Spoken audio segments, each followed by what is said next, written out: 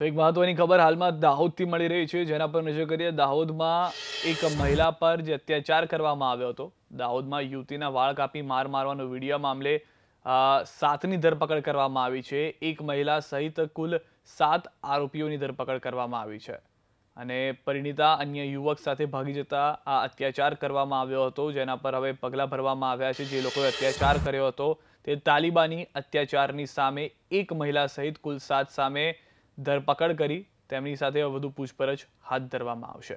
દાહોદથી આ સમાચાર મળી રહ્યા છે. ઘટના એવી હતી કે એક મહિલા જે પરિણીત હતી તે અન્ય એક યુવક સાથે ભાગી ગઈ હતી. ત્યારબાદ ગામના લોકોએ તેને પકડી લીધી હતી અને તેના વાળ કાપી નાખવામાં આવ્યા. તેના ઉપર અત્યાચાર કરવામાં આવ્યો હતો. કોઈ પણ ફરિયાદ વગર, કોઈ પણ આદેશ વગર તેઓ ખુદ તાલિબાની સજા આપતા નજરે પડ્યા હતા. યુવતીના વાળ કાપી કાઢ્યા, ત્યારબાદ તેના પર અત્યાચાર કરવામાં આવ્યો. સંવાદદાતા મનીષ જૈન અમારી સાથે જોડાઈ ગયા છે. મનીષ, આ સમગ્ર ઘટના શું ઘટી હતી? આ જે 7 લોકો છે તે કોણ કોણ છે? જે મહિલા છે તેની હાલમાં શું પરિસ્થિતિ છે, જણાવશો?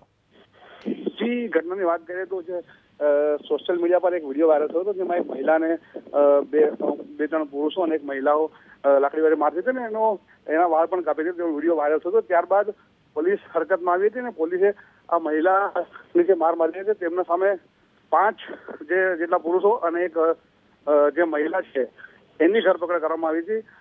મામલો જોવા જઈએ તો જે આ જે મહિલા છે તેના એક બીજા પુરુષ સાથે પ્રેમ સંબંધ હતા, તે માટે આમના જે ઘરવાળા છે અને તેના સંબંધી છે તે લોકો આમને લાકડી વડે માર મારતા હતા.